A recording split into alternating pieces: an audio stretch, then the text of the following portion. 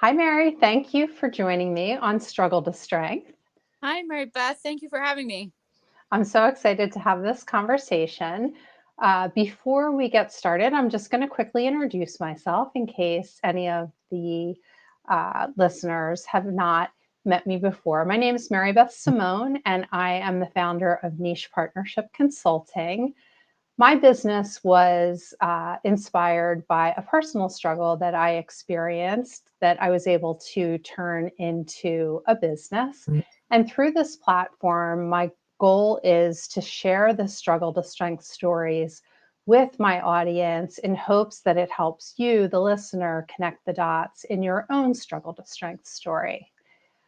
So today I am joined by Mary Benton, and she is going to share with us her struggle to strength story of how the struggle of career burnout led to finding career passion. So, welcome, Mary. Thank you for joining us. Thank you. I'm so excited to be here. I'm so excited to have you. And before we dive into the topic, can you share with us a little bit about the work that you're doing now and your background? Um, sure. My name's Mary, and thank you for having me. I am currently working as a relationship coach. I work with a lot of different types of relationships. Obviously, couples come to mind most readily, but I actually am working with a management team at a small pool service that needed some help, just sort of like with the relationship dynamics there and communication in their management team. So I've been able to work with them. I work with parent-child relationships. I work with, pretty much any relationship that's out there is something I'm willing to take a crack at. Um, and the easiest way to describe what I do is that if you put it in juxtaposition with therapy, like if you're going to counseling or therapy, generally speaking, you're going into your past and you're dealing with, what sort of led you to where you are and digging through trauma. And what I do is very much goal oriented and future based. So coaching tends to be like short term goal setting, problem setting.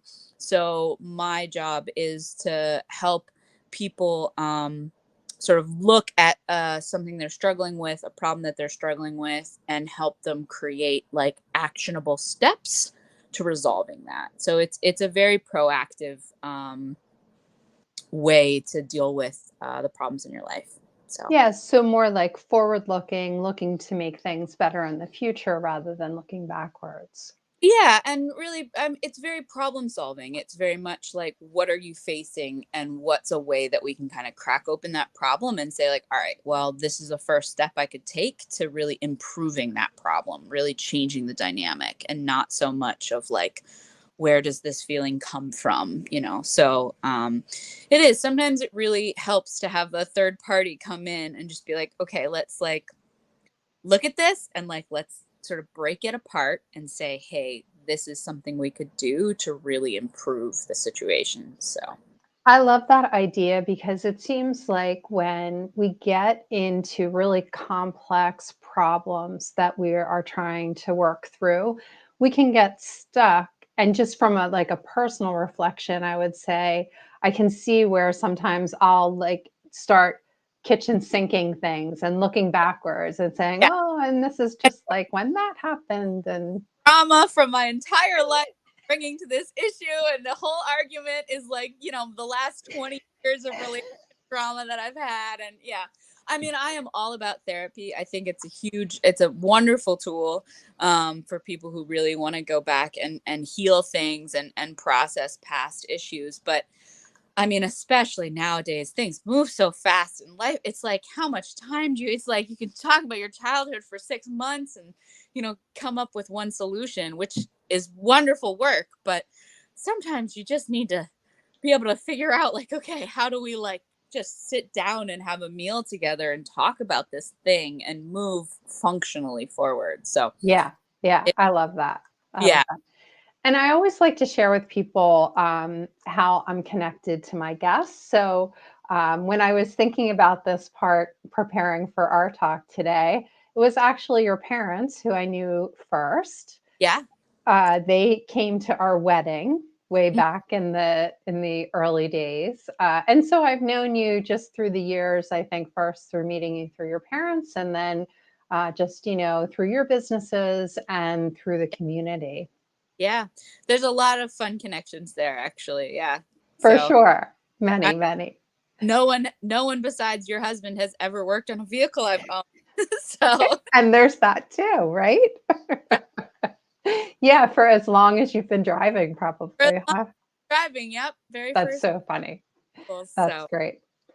Um, so, Mary, can you share with us? And before I get into this question, if anybody is with us live and has a question for Mary, please just pop it into the comment box and I will make sure to bring it up.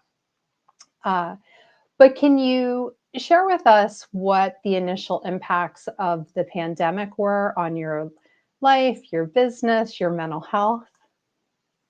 yeah, absolutely. So the pandemic did have a sizable impact on me, as it did on everyone. Um, and for me, one of the things that it really made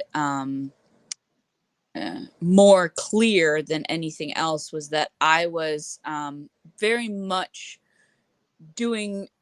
So at the time of that the pandemic hit, I was farming with my husband, and um, I feel so privileged to have gotten a chance to support my husband and do this really cool thing with him. But one of the things that really became more and more clear to me was that I was doing work that someone else was passionate about, not that I was passionate about. And I was doing it to support him. And certainly, when you have family and children and dreams and goals, you know, um, you want to be in partnership with family members to achieve those goals.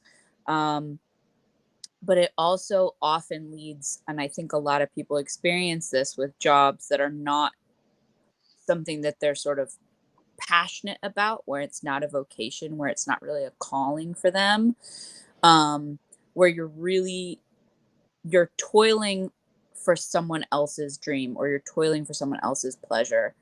And a motto that I have held for years is that dreams work, but you have to work hard. And I think the trick, for a lot of people, me included, is whose dream are you toiling for? And the pandemic in particular, I think just there was a collective shift in our globe of, who are we and what are we doing with our time? And suddenly being so enmeshed with my family and my farm and my children and nothing else, um, really highlighted how there was this whole very intellectual, very hungry part of me that was craving something for my pleasure.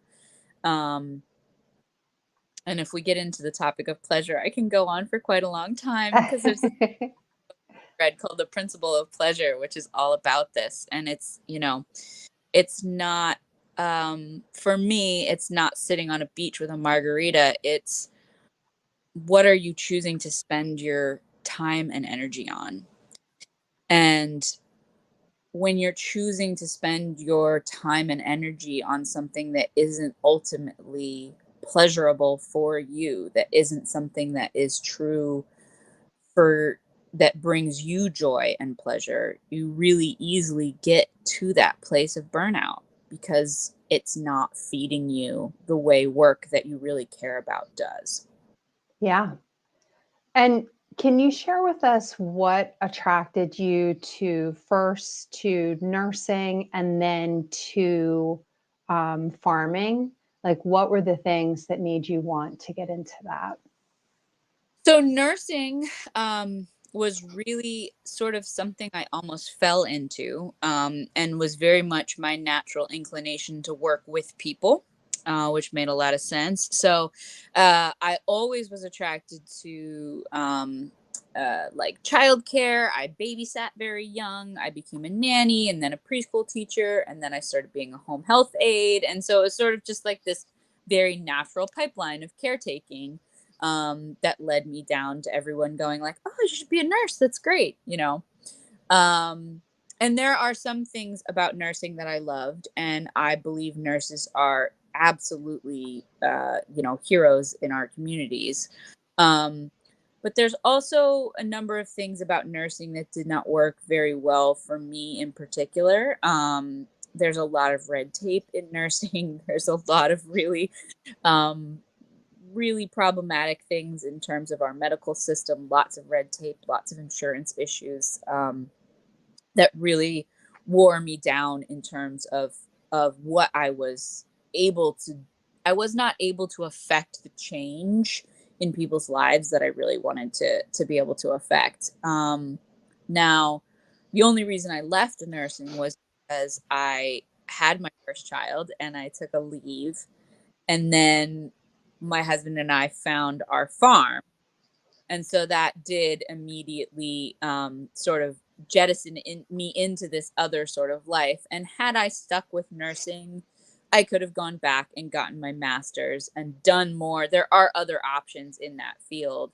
Um, so I did not leave nursing because I didn't think there was a way for me to grow there. It was more that this other thing pulled me, and my family pulled me into this other profession.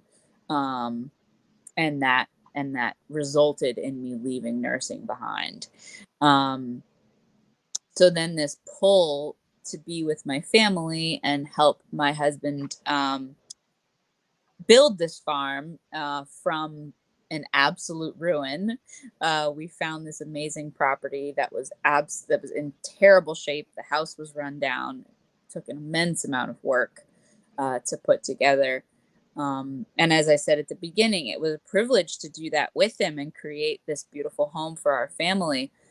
But it did that sort of like feeling of not being in an arena that fed me and my brain and I mean, having small children filled the caretaking role.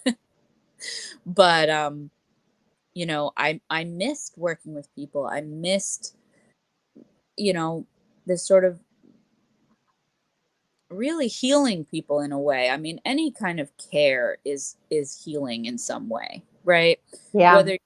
Whether you're problem solving, whether you're helping someone with goals, whether you're tending a wound, whether you're rocking a baby, there's a care that you're extending to people, that has always been where I have sat in terms of what calls to me is that gesture of reaching out to somebody and saying like, hey, how can I help? And um and that's what led me to coaching. I had a number of sort of like small side things that I was doing with my children while we were farming. I ran some like mommy and me groups, and kept trying to sort of like build community and relationships, because that is a natural gesture for me of, come sit at my table.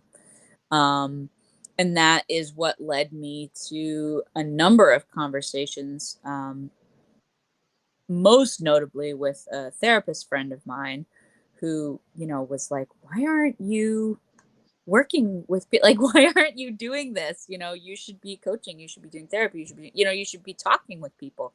This is what you do. Why aren't you doing this? And it started me thinking about it, going like, why aren't I doing this? Why aren't I working with people? And Yeah, so I started looking around for educational opportunities and ways to get certified, and sort of figure out maybe how to get back into, you know, talking and working with people. So, Yeah. yeah. Um, so you decided you were in the process of making the shift from farming into coaching, and then how did you land on intimacy and relationship coaching as an area of focus? Um, Honestly, that's just the place that fascinates me the most.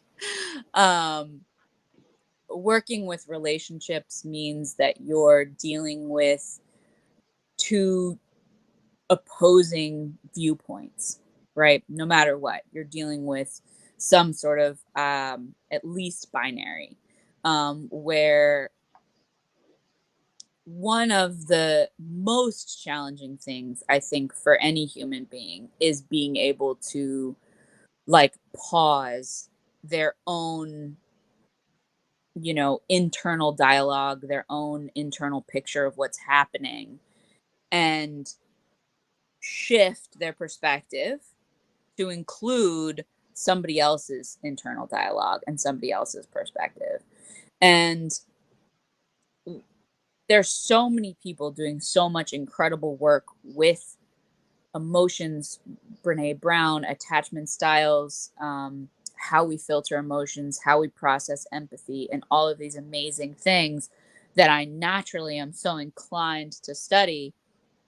When you start learning about these things and going, oh, I have this these filtered sunglasses on that make the world seem like X to me, and this other person has a completely different set of spectacles on that makes the world look completely different to them. And so when I'm able to go into a situation with two different people who have two different perspectives and these two different filters on, and I can look through their filters and go, where are we not seeing the same as the other person?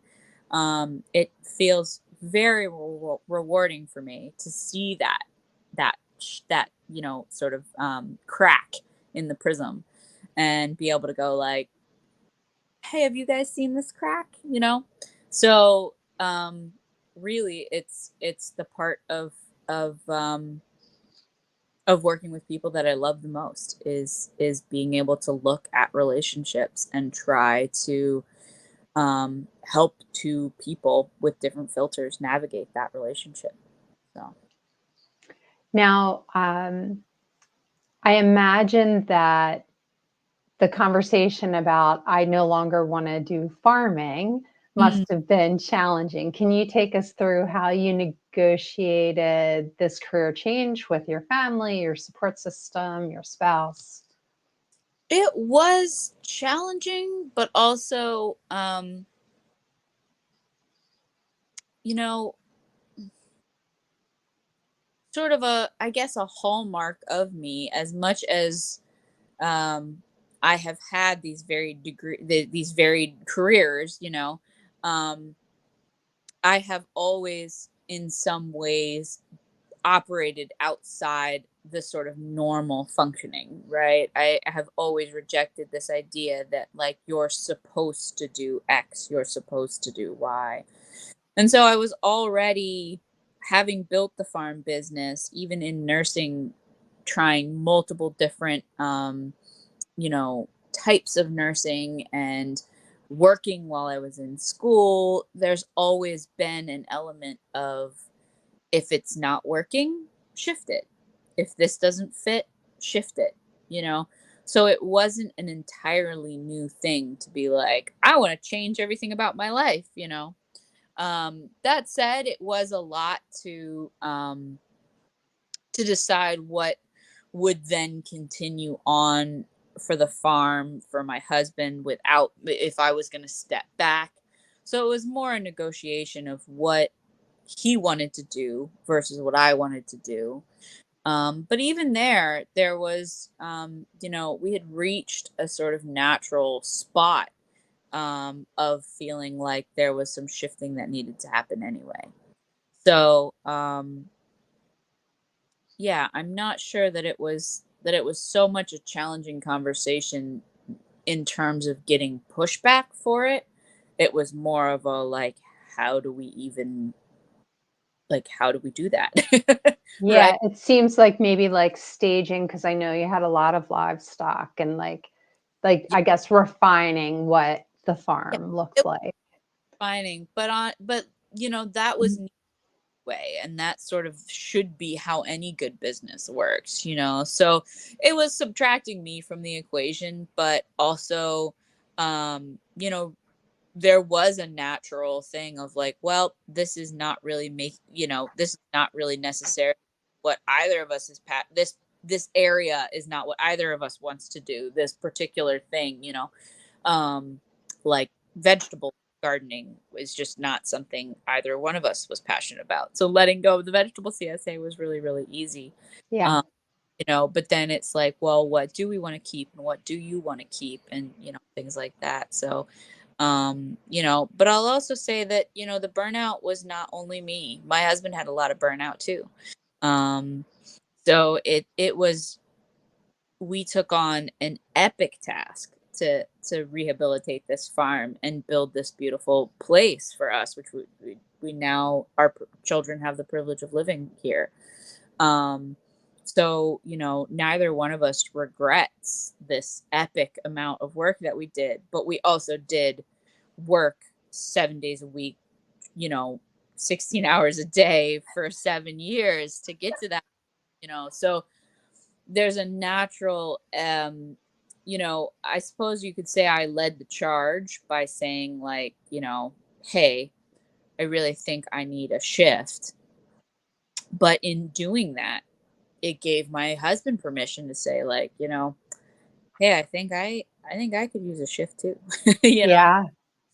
so I think a lot of times that's, if you're willing to be open to change and be open to those conversations, that's a lot of times one person changing, just naturally saying, like, hey, this doesn't work for me, or hey, I need something different. It changes everybody else around you too, because Yeah. it everybody else the permission to go, huh, Yeah. maybe I should shift too. Maybe I want something different. Maybe I need more or less or just different. So, you know, um, taking that leap of saying, you know, hey, I don't think this is what I should be pouring all of my limited life and time into, um, really can have really profound and positive effects on everyone else in your life. So, Yeah, it kind of, I, opens up the conversation and gives people the freedom, even if they weren't consciously thinking, yeah, what more do I want? Where do I want less? Or, exactly. entertain those questions.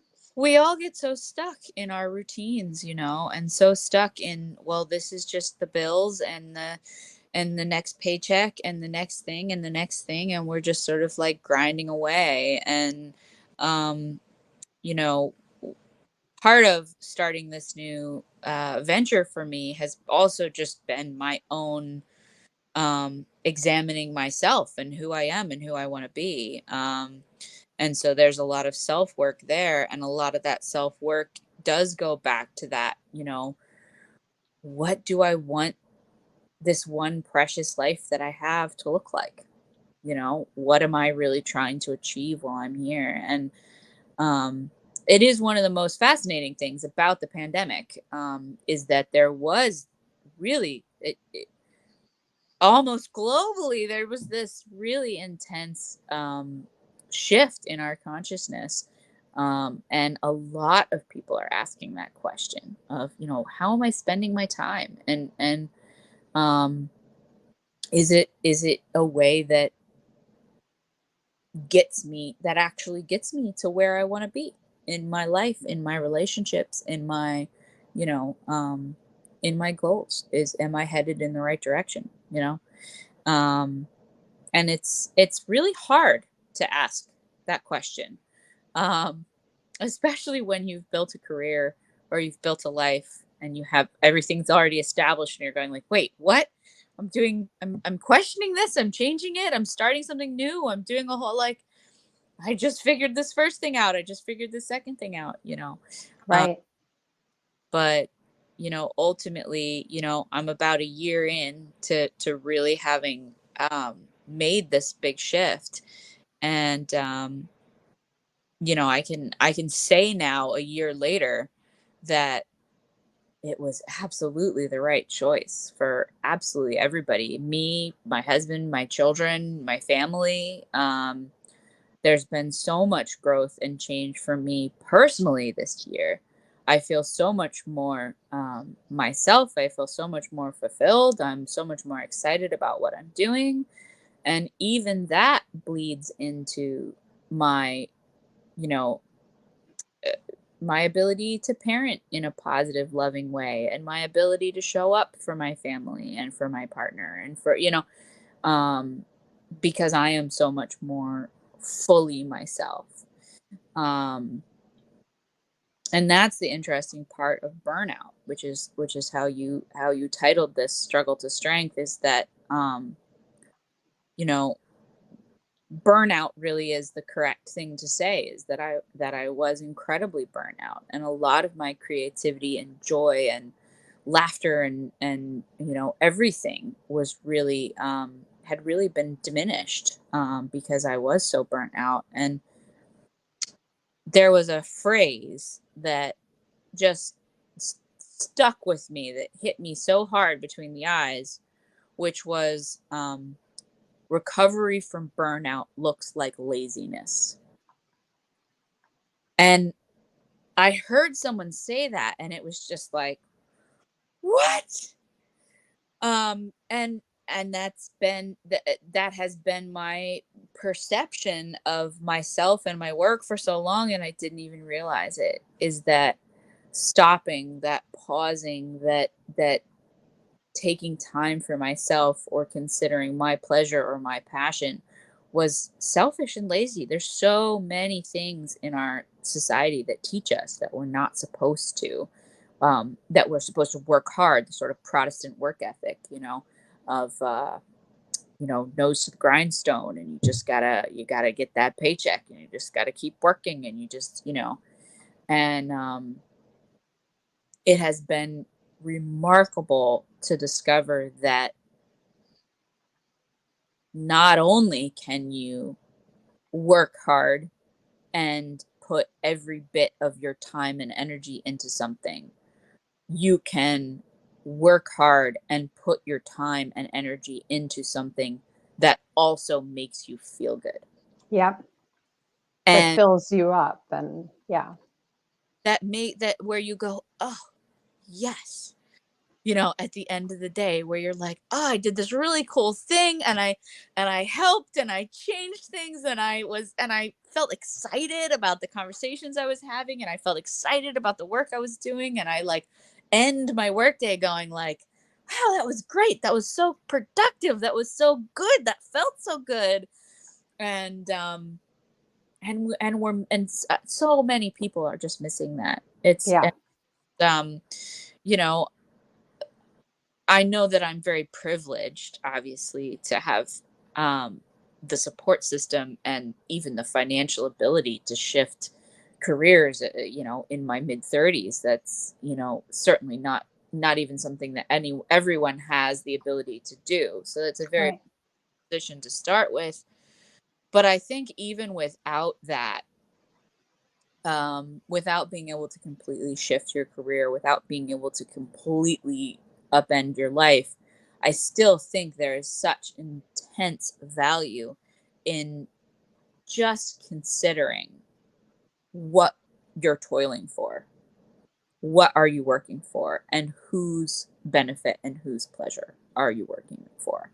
Yeah. Um, because even if you are obligated to stay in a job that doesn't fulfill you, what else can you be doing with your life? And there's so many little things that we can do, that fill our cup, and a lot of it is admitting that it's okay to look lazy and sit in the sun with a book and just do that.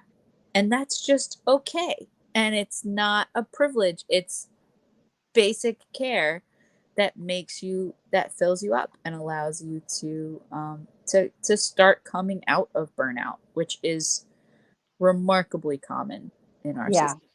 And especially after the pandemic, it's such a big thing, with business owners, with everyone. But I do see it with business owners. Yes, yes, for You sure. know, yeah. It Um, a lot of yeah. stress. What's that? the pandemic added an intense amount of stress to Yes. everyone's already stressful lives. Yeah. Yeah.